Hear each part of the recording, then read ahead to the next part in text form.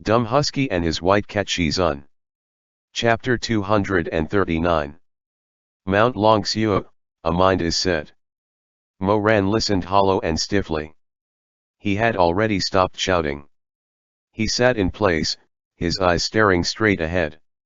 Everything was going smoothly at first, but during that time, the lower cultivation world was in state of chaos. Refugees were everywhere and people were starving. The scene before him brightened up again. It was early winter. Fine snow fell from the lead gray sky. A mountain road slowly appeared in front of Mo Ran. The road was covered with a layer of white frost and fresh snow. There were also crisscrossing carriage tracks. I didn't expect that one day, when he and I went to the foot of the mountain to collect spirit stones, we would meet a child who was on the verge of death due to starvation. Mo Ran continued to watch numbly. Chu Wanning and Hui Zhui appeared on the mountain road. Chu Wanning had a basket on his back. Inside it were spiritual stones. He wore a cotton winter cloak and walked beside Hui Zhui. Shizun. Suddenly, Chu Wanning stopped and turned his head to look at the grassy slope. There seems to be someone there. Let's go take a look. The two of them walked over together. Chu Wanning's slender, fair, and clean fingers parted the grass. He was shocked as he slightly opened his phoenix eyes. It's a child. He immediately turned his head and said to Hui Zhui, Shizun, come quickly. Look at him. What's wrong with him? What's wrong? Whether it was Hui Zhui or Mo Ran, they both could see at a glance. That child was dirty and reeking. His clothes were thin and ragged. If he took off those clothes, he definitely wouldn't be able to wear them back again. They were so rugged and full of holes. To put it bluntly, the dogs in the temple which ate leftovers, lived a better life than this child. If it weren't for the fact that the child was still moaning and breathing, there would be no difference between him and a pile of rotten meat. What's wrong? What else could it be? In the face of great disaster, a full-grown man's strength was so insignificant. How much more was that of a child? A child who died of starvation was not a rare thing in these times. Only Chu Wanning, who grew up sheltered in a temple, could ask such a stupid question. Hui Zhui frowned and said, don't worry about it. Go back first. I will see to him. Chu Wanning trusted his master, so he immediately stood up obediently. But before he could leave, a dirty little hand tugged at the hem of his cloak. That hand was so powerless that the pulling force was so weak, like a little puppy gently scratching. Chu Wanning lowered his head and saw a dirty little face with indistinguishable facial features. The child's voice was as soft as a mosquito's hum, as if another snowflake falling from the sky would crush him to death. Food. Chu Wanning was stunned for a moment and didn't react immediately. What? Food. The child whimpered. His face was completely covered in dirt and there were only 2 spots of white that were his eyes. He trembled as he made a gesture of eating and said sorrowfully, eat. Outside the scroll, Mo Ran blinked his eyes and came back to half of his senses. But his mind was still numb. He couldn't react quickly, but he vaguely felt that the scene was very familiar, as if he had seen it somewhere before. He stared straight at it. In the memory scroll, Chu Wanning was stunned. He opened his eyes wide in shock. He finally understood what was going on. At first, he was at a loss and couldn't believe it. Then he became flustered and anxious. He only knew about the good things in the mortal world and thus had never seen a child who was so thin that he was all skin and bones. He was like a kitten or puppy that was about to starve to death, curled up in the grass on a snowy day. The only thing on his body that could resist the cold was a rag that would probably be too cold to wear even in summer. Tugging at him, he could only said 2 words: food and eat. Hui Zhui sternly said, you go back first. But this time, Chu Wanning didn't listen. He looked at the child who was like a dirty little dog and felt extremely distressed. He hurriedly took off his cloak and wrapped it around the child's body. He was burning with anxiety, as if the one who was suffering wasn't the child but himself. He said, "Are you hungry? Wait, I have rice porridge here, I have rice porridge." He went to ask Huizhui for it, but Huizhui only frowned. "I want you to go back. This is not something you should care about." "Why shouldn't I care about this?" Chu Wanning asked, seemingly at a loss. He is so pitiful. Shizun, don't you see? He just wants something to eat. If he continues like this, he will starve or freeze to death." When he said this, he felt that it was somewhat inconceivable. He muttered, "What is going on? Didn't they say that the world is peaceful? Why is it?" "Go back." Chu Wanning was stunned. He didn't know why Huizhui would suddenly act like this. In the end, he bit his lip and said, "I want to feed him some rice porridge." I couldn't persuade him, so I agreed. Huizhui's empty voice carried a bit of a sigh. Together with the boundless wind and snow, it drifted into Moran's ears. I gave him a flask of rice porridge and allowed him to personally treat the child who came without warning. At that time, I didn't know how this would make Chu Wanning feel or what choice he would make. At that time, I didn't know anything. Moran stared blankly as Chu Wanning opened the flask and brought it to the child's mouth. The child hungrily leaned over, but couldn't sip the porridge. He was already on the verge of starvation and didn't have any strength left. Moran's Adam's apple moved. He suddenly felt as if a seed had sprouted in his skull, bursting out of the mud. He suddenly felt that everything in front of him was so familiar. He continued to watch. His senses were slowly coming back. Then, at a certain point, a Jiao dragon broke through the waves as the clouds and water rolled. He suddenly stood up, his fingers clenched into a fist. He remembered. It was you. He hurriedly ran towards Chu Wanning in the memory scene, his pupils rapidly shrinking. You were him. It's him. You're actually. He couldn't continue. He suddenly covered his eyes with his arm. His throat was full of bitterness. He never would have thought. It was actually Chu Wanning. The child who was about to starve and freeze to death was him who had crawled down from the mass cemetery after burying his mother. He had nowhere to go and was begging everywhere. The illusion overlapped with the memory. Moran never forgot that snowy day. He remembered the boy who took off his cloak and wrapped it around him. Chu Wanning asked worriedly, "What's wrong? Can't you drink it?" Little Moran couldn't say anything more. He only let out a weak whimper from his throat. He narrowed his dark eyes and looked at him weakly. "Then I'll pour it out for you." "Excuse me." He opened the pot and poured the porridge in his palm. He carefully handed it over. He looked a little hesitant, probably because he felt that it was a little dirty.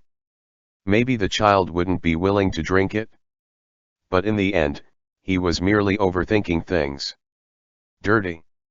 From Linyi to Wuobei Temple, Moran drank river water, rainwater, and the turbid liquid in the pond. He ate wild fruits, leftovers, and when he was most desperate, he even swallowed earthworms, licked ants, and ate dirt. He crawled on the ground and leaned over to drink the porridge. At that time, he only felt that the porridge flowing through his throat was the dew of the willow tree and the person who gave him the porridge was a deity from the ninth heaven. Slow down, slow down. If it's not enough, there's more. Chu Wanning was shocked and sad. He looked at the dirty little head buried in his palm, miserable and disheveled. He greedily and pitifully licked the porridge. His tongue rolled up and down like a small animal drinking water. "Where did you come from?" He couldn't help but ask. But little Moran only whimpered and didn't answer. The porridge was finished and there was only a little left in his palm. He refused to let it go and kept licking the little brother's palm, making Chu Wanning felt itch and hurt. The itch was in his hand and the pain was in his heart. "It's all right, there's more. I'll pour you some more." Chu Wanning poured another handful of porridge. During the process, Moran kept looking at him. When his hand reached over, he leaned over again and couldn't wait to continue licking and drinking. Chu Wanning cupped a full palm of rice porridge and squatted down to feed him until he finished drinking it. Mo Ran never forgot. In fact, in the ups and downs of his life, he had thought about this encounter countless times. If he hadn't met this person at that time, what would have happened to him? He had deduced many possibilities and had many hypotheses, but in the end, he couldn't escape the word death. Starving to death, freezing to death, being eaten by wild wolves or dogs with his heart, liver, spleen, and stomach eaten. If he hadn't met this brother, he would have gone to meet his mother in the netherworld a lot earlier. So later, when Mo Ran became the emperor, he deliberately went back to Wuobei Temple to look for his old benefactor. But because too much time had passed, he couldn't remember his benefactor's face clearly. Facing the courtyard full of shiny bald heads, he only felt an indescribable irritation. In the end, he waved his hand and left. At that time, the temple's abbot was scared witless. He didn't know how Wuobei Temple had offended Taxian Jun and had been anxiously waiting for the punishment to be meted. However, on the second day, the emperor ordered people to bring hundreds of boxes over. When they opened them, brilliant light flowed out. They were actually full of gold. His Majesty didn't know who his old friend was, so he treated them equally and rewarded each of the monks of Wuobei Temple with 10,000 gold to repay the kindness of saving his life. So, it turned out that the benefactor that he couldn't find after going in circles was actually trapped in Shisheng Peak, imprisoned by him and being bullied by him all day long. In the past, the little brother who took off a warm cloak and wrapped it around his thin body was him. Fate played tricks on him. Every night, he would rudely tear apart the clothes of the young brother who saved him and pressed him between the sheets of the bed. On one hand, he went everywhere to find his benefactor. On the other hand, he was unknowingly forcing his benefactor to kneel between his legs, humiliated him in every way and forced him to bow his head. Mo Ran looked at the scene in front of him, his eyes became bloodshot little by little. How could it be you? In this life, in these two lives. Deep fate met the emperor, shallow fate misled the emperor. It was all destined. Everything in front of him turned dark again. Only the sound of wind and snow could be heard as Huizhui's lonely voice echoed in the distance.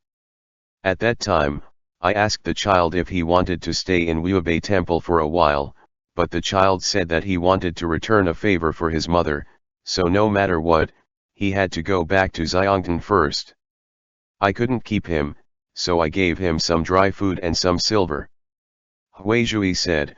When the child staggered down the snow slope, Wanning stood where he was and watched until his figure was completely swallowed by the wind and snow and disappeared into the wilderness. Only then did he turn around and return to the temple. I went to hold his hand. I remember that his hand was as cold as ice at that time. He was quiet for a while, but the pain in his voice could not be suppressed. After that day, Wanning mentioned to me several times that he wanted to go down the mountain to help the people down the road, but I didn't allow it. I even scolded him for having an unsteady heart and that when a stubborn stone fell into the water it would affect the tranquility of his heart. Therefore, I punished him to go to Mount Longxiu to reflect on his mistakes and detained him there for a total of 164 days. At first, he asked me to let him out. Later on, he was probably extremely disappointed that I refused and didn't want to say anything anymore. 164 days. Every single day, I would ask him what enlightenment had he attained. Every single day, I hoped he would change his mind, but the answer remained the same. Huizhui let out a long sigh. It was as silent as the snow. I want to enter the mortal world. Everyone was cultivating outside the mortal world, but he was willing to be caught in the middle of the suffering world just because he saw a miserable child once. Later on, he burned the scriptures I gave him in rebellion. I was worried that this couldn't go on, so I ended his detention. I planned to change my method of teaching him. After another year, when his spirit core was stable, I could take him to the ghost realm and everything would be over. What I didn't expect was that on the same night I let him out of detention, Chu Wanning left without saying a word. I only found a letter in his meditation room. The letter said that even though a long time had passed, he still felt tormented every time he thought about the child he came across with, so he wanted to go down the mountain and travel for 10 days. He was afraid that I would lock him up again, so he left that very same night. At that time, I was furious and anxious as I held that letter, but there was nothing I could do. Huizhui sighed. I don't know where he went at all. A new scene showed up again. This time, it was in the courtyard of Liubei Temple. Chu Wanning had returned. His body was covered in blood, but his eyes were particularly bright under the moonlight, full of vigor. At this moment, he was like a divine weapon that had been forged for a long time and no one could stop his etch. Huizhui stood in front of him. The two of them didn't speak. However, in Mo Ran's ears, Huizhui's voice was still slowly narrating. 10 days later, he really did come back as he said. My heart relaxed and I secretly rejoiced that nothing had happened. I planned to reprimand him a few times, then let him return to his room to rest. But I didn't expect that what I was waiting for was a sharp knife without a sheath. In the scene, Chu Wanning knelt down and kowtowed to the ground. Huizhui frowned slightly. What are you doing? Perhaps Shizun has been in seclusion for a long time, but the outside world is very different from what Shizun described. This disciple sincerely asks Shizun not to stay on the mountain any longer but to go down and take a look. This world is a boundless sea of suffering and it's no longer the paradise that Shizun said it was. Huizhui suddenly became angry. Absurd. Do you know what you're saying? Chu Wanning originally thought that by telling the truth that he saw with his own eyes, he would be able to change his Shizun's attitude of being deaf and blind to the sufferings of the world. He didn't expect Huizhui to have this kind of reaction. He was stunned for a moment before he said, Shizun has always told this disciple to mind about other people's worries and difficulties. In these 10 days, this disciple went to a total of 23 villages in the upper and lower cultivation world. The scenes I saw were shocking. If Shizun went down the mountain and saw this, he would also. Before he could finish, Huizhui angrily interrupted him. Who allowed you to leave the mountain on your own? There is no sun or moon in this mountain. You should have been able to cultivate to perfection as soon as possible and ascended. Why did you hastily leave the mountain and care about the affairs of the mortal world before you had even seen through the mysteries of heaven? The suffering of the mortal world is endless. How could a little cultivator like yourself manage it? Why do you think so highly of yourself? The more Huizhui spoke, the angrier he became. Chu Wanning's eyes also opened wider and wider. He watched as his Shizun paced back and forth under the moonlight, flicked his sleeve, tapped the tip of his nose and scolded him loudly and sternly. The Haitang tree cast a thick shadow, cutting Huizhui's shadows into pieces. Mo Ran looked at Chu Wanning's face, who had a puzzled look in the beginning. Then it turned into shock, then into disappointment and finally into a painful expression. Chu Wanning closed his eyes. Huizhui asked angrily, have you realized what you've done wrong? Say something. This disciple. Chu Wanning paused. His voice was as hard as iron, doesn't know. Huizhui slapped him. How impudent.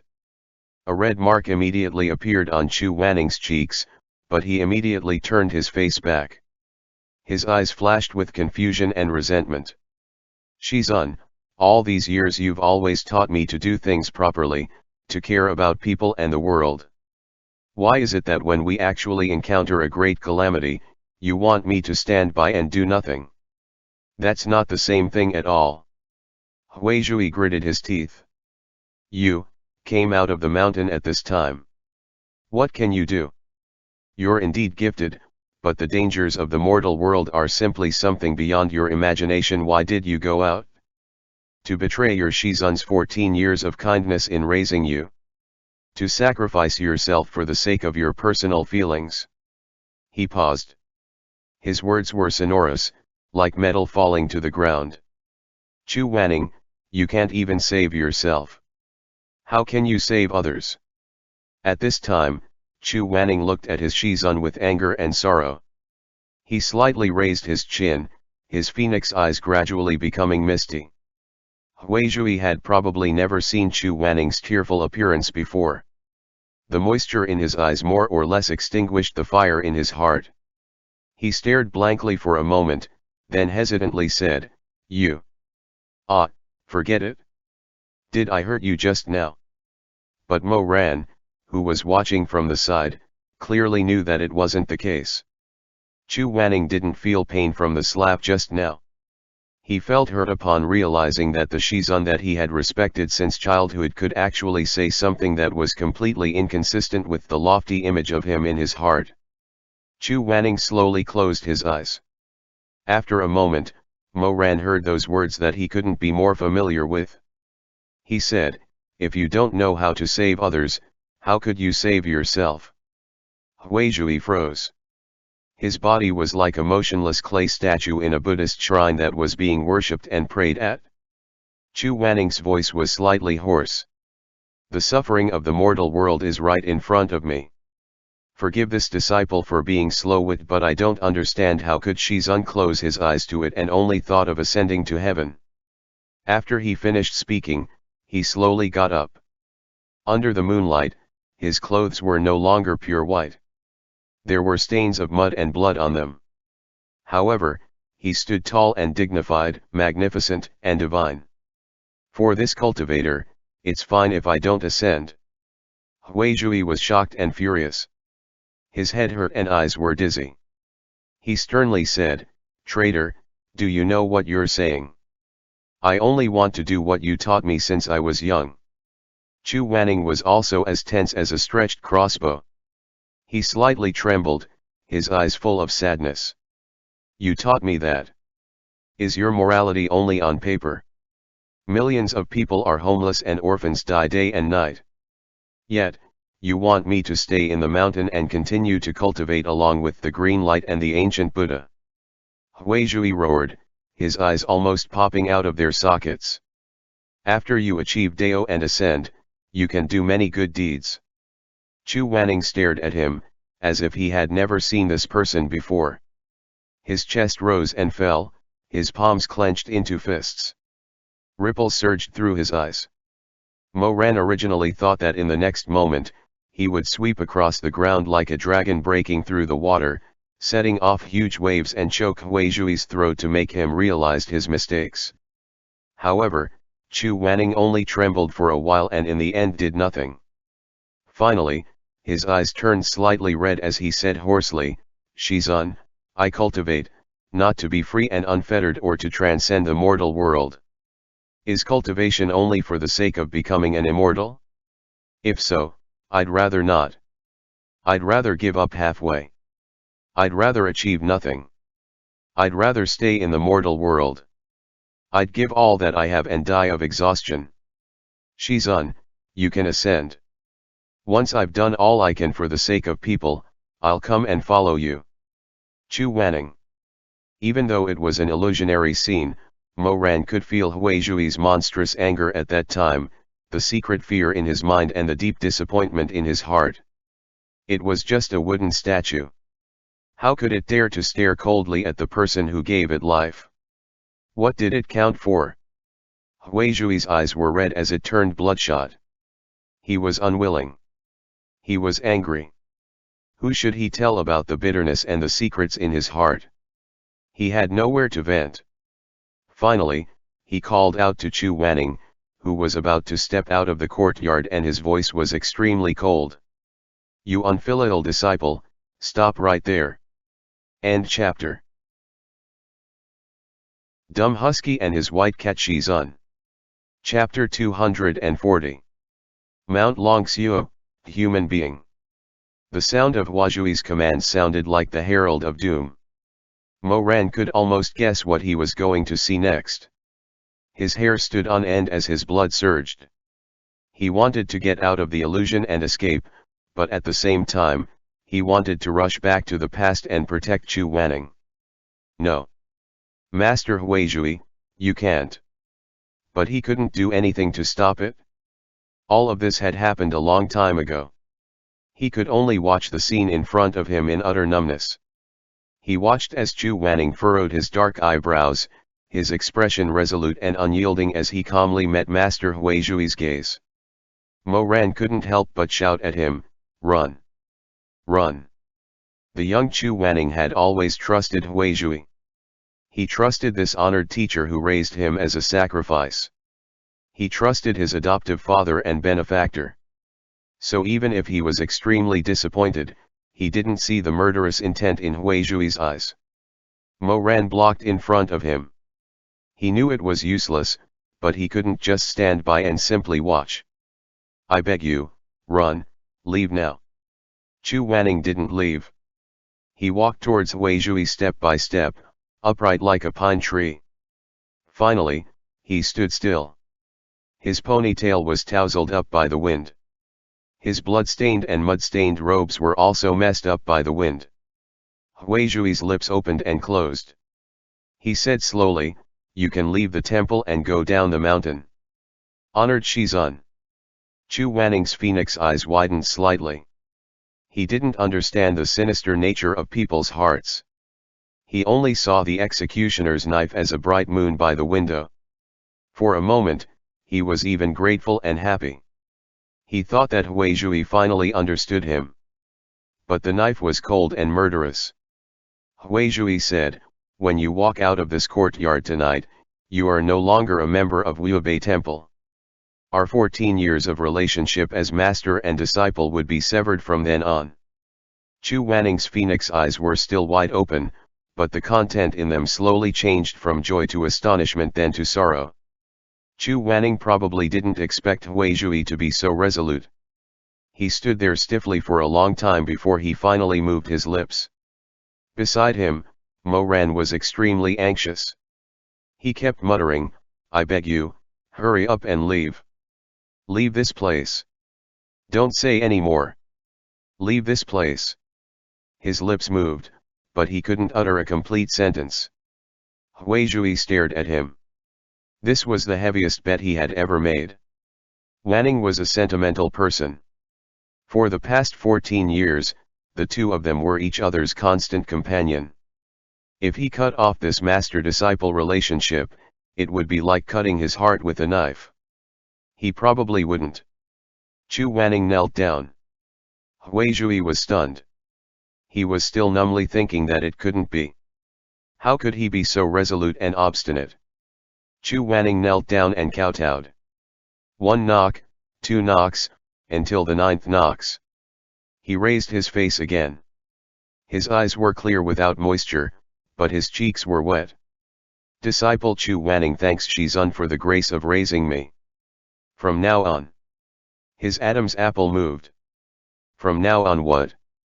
He didn't know. He couldn't continue. Perhaps it was because of the strong wind and the cold weather, but Huizhui's body swayed slightly in the wind. His cassock was blown into a mess as the strong wind filled his sleeves. His face became darker and colder and his lips were drained of color. He stared at the person kneeling in front of him. This piece of wood. Wood. He carved and painted it and shed blood to give it life. He taught it attentively with all of his heart, exerting his utmost effort. He did so much and waited for 14 years so he could send this piece of wood to the netherworld to become a body to carry Chu Ian's spirit. He didn't do it just to see it here today talking and worrying about the country and its people when what it really was. Just a piece of scrap. Chopped firewood. The fire in his chest burned into his eyes. He felt so devastated to the point that he couldn't help but be reckless. This kind of Huizhui was too dangerous. Mo Ran bent down and tried to hug Chu Wanning, but he couldn't hold him. He couldn't touch him. Chu Wanning was still as stubborn as ever. He knelt in the same spot, stubbornly and obediently. He was stubborn because he was upholding the morals in his heart and obedient because he felt guilty towards his Shizun. Chu Wanning's eyes reflected Huizhui's increasingly ferocious face. His chest was filled with hot blood that couldn't be quelled. His body was created for someone else. This chopping wood, this piece of wood without a soul. He knelt on the ground. The only thing he didn't think about was himself. Wanning. Mo Ran suddenly choked up. He raised his hand and caressed the face that he couldn't touch. I beg you, go, go. Clang. It was the sound of metal falling to the ground. Mo Ran slowly turned his head. There was a scimitar lying on the ground. It was Huizhui's weapon. Under the moonlight, the butcher's eyes glowed with an endless bloody light. He kicked the scimitar again, kicking it straight to Chu Wanning's knee. No, no, no. Don't. Mo Ran was completely flustered. He tried to grab the scimitar, but the tip of the scimitar passed through his fingers. He couldn't grab it. No matter how desperately he tried, he couldn't grab it.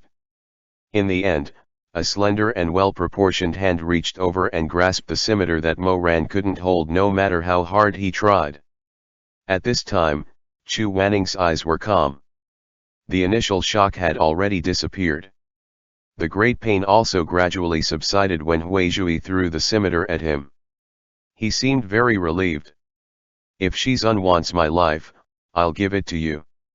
Chu Wanning said, living for 14 years and living for 140 years, if one do nothing but sit in this world, there is actually no difference at all. Huizhui's eyes suddenly didn't look like a reserved monk at all. For a moment, Mo Ran clearly saw the shadow of Xiaoman on his face. It was the shadow of that youth who had appeared on the eve of the mutiny on that rainy night back in Linan. Chu Wanning, Huizhui said coldly, if you want to end things with me, I won't hold you back. I won't even consider the food you've consumed or the clothes you've wore. However, you must return what you have learned from me. Huizhui narrowed his eyes. I'm going to take away your spiritual core. The spiritual cord was the purest condensed crystal of a cultivator. It was the same if it was a sacred wood. As long as he had the spiritual core, he might be able to remodel Chu Wanning. This time, he definitely wouldn't teach him morality and the situation of the common people. He couldn't let him learn benevolence and kindness. He wanted Chu Wanning's spiritual core. The heart of a living person. Chu Wanning looked at him for a while. The light and shadow in the temple courtyard flickered. There were monks doing evening classes in the great hall. The sound of chanting came from afar, just like the fragrance of sandalwood. Huizhui's voice suddenly sounded in Mo Ran's ears again. But this time, he only said 2 sentences. These 2 sentences seemed to have exhausted all his courage and strength. His voice seemed to have aged 100 years in an instant. He knelt on the ground and looked at me. I suddenly felt that this is how the Buddha forgave the mortals who hurt him. He had that kind of look in his eyes. He was pitying his executioner, the butcher with blood on his hands. No! Mo Ran screamed. But the knife light flashed and he suddenly closed his eyes. With a clear piercing sound, Mo Ran curled up on the ground. No! Blood spurted out as bones and flesh were separated. Mo Ran crawled over to Chu Wanning's side, wailing. He couldn't help but shake his head miserably. He hurriedly pressed onto Chu Wanning's wound, trying to infuse spiritual power to stop the bleeding. It didn't work. Nothing worked. He watched helplessly as Chu Wanning endured the pain and used a spell to prevent himself from fainting. He watched as Chu Wanning stabbed the knife into his chest, inch by inch. Blood, hot blood flowed everywhere. It was boiling hot, flowing blazingly hot. How could he not be a living person? That was flesh. What was torn was flesh. It was bright red and broken. How could he not be a living person? How could it be? Huizhui stood stiffly in the same place. His expression was still fixed at the last moment, looking ferocious and cruel. But the light in his eyes flickered, trembled, and was at a loss. Is this really what he was hoping to achieve? At that moment, the memory scroll suddenly became turbulent and blurred. The scene in front of Moran's eyes became distorted and chaotic because of Huijui's emotions when he made this scroll. He saw so many old memories emerging from the blood, and every one of them was soft and real.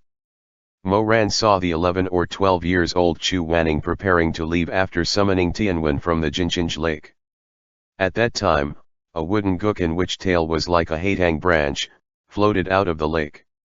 The moment it floated, Chu Wanning's body also shone, as if they were reflecting each other.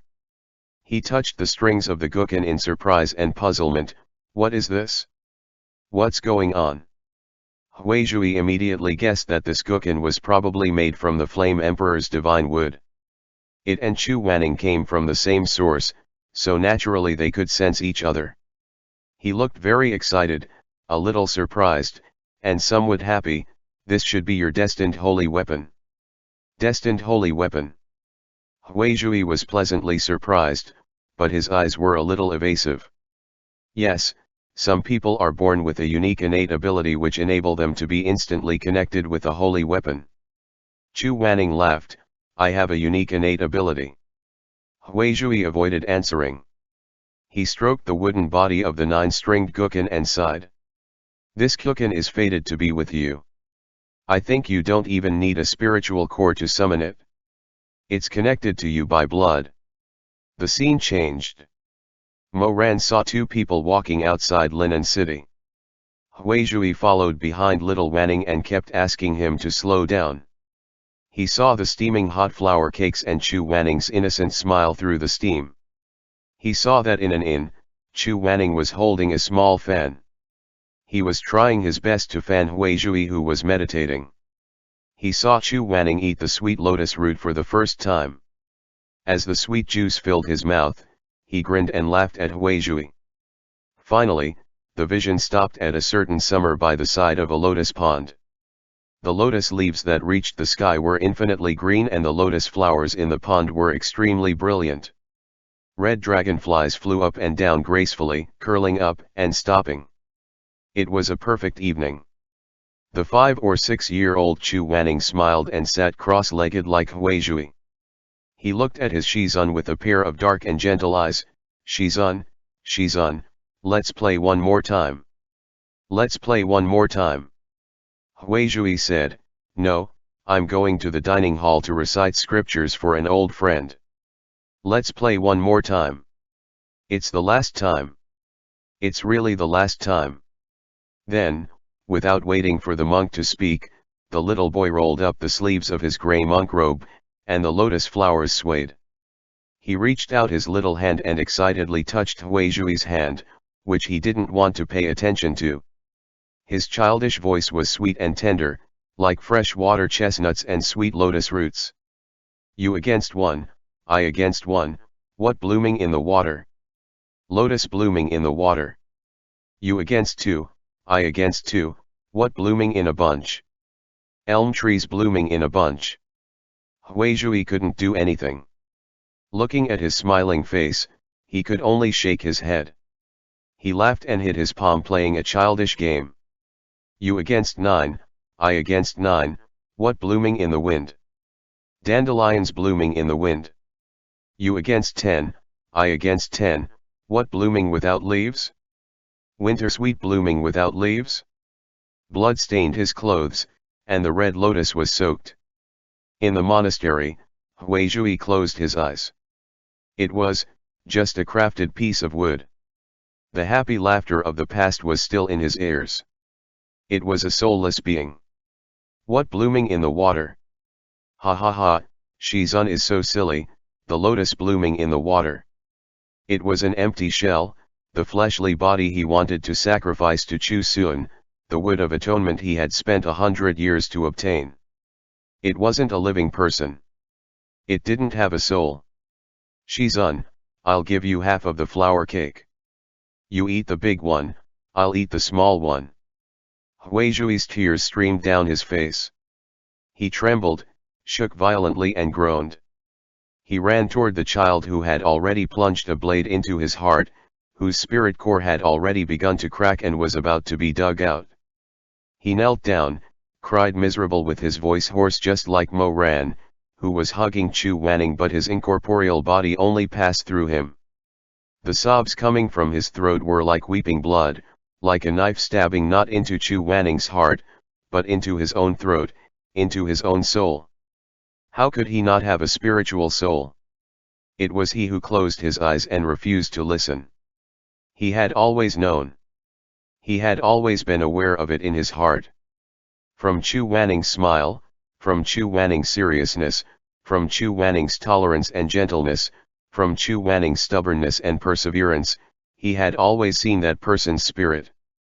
But for his own selfish interests, for the sake of his so-called atonement, he pretended to be deaf and mute, he numbed himself.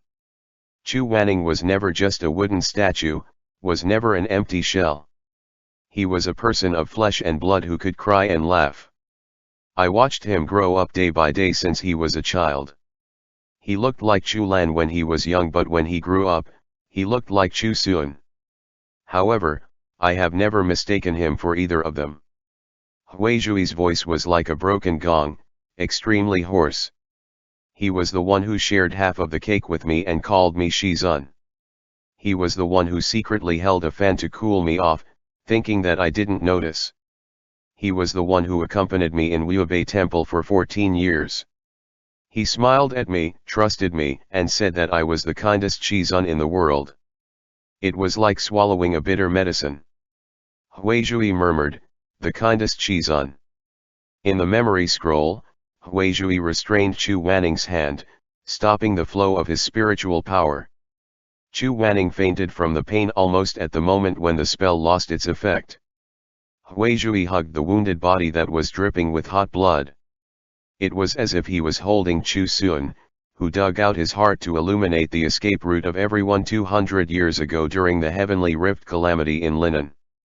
But it was different. Chu Wanning was stubborn and proud. Chu Wanning had his own little quirks that belonged to him alone, like how he slept without a blanket, or when he was tired from eating, he couldn't help but bite his chopsticks in a daze. Just like how he never liked to wash his clothes and would only soak them together. Those were his own habits, his own preferences. He was different from everyone else. The scene turned black again. It was good that it turned black. In such a situation, if Mo Ran saw it again, he would probably go crazy. In the darkness, Huizhui sighed faintly. The truth was, when he looked at me coldly and told me that he wanted to go down the mountain to help the common people and that he didn't want to just sit down and ascend, I knew that he was a living person. I was weak and selfish. I almost destroyed the child I raised with my own hands. He wasn't Chu Lan. He wasn't a sacrifice for me to atone for my sins. He was Chu Wanning. The time when I woke him up, it was a peaceful evening. The temple bell rang out and he was born under the solemn gaze of the gods and Buddhas in the heavens. I gave him a name. But what I gave him was actually just his name. I had always prided myself on being the one who created him.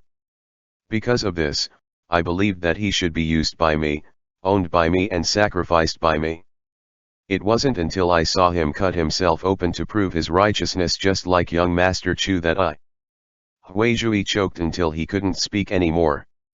After a long time, he spoke in a hoarse voice. I finally understood that I had never given him a soul or a life. Those were all his own, because a foul and weak sinner like me would never be able to create a life as pure and resolute as his. Never. End chapter.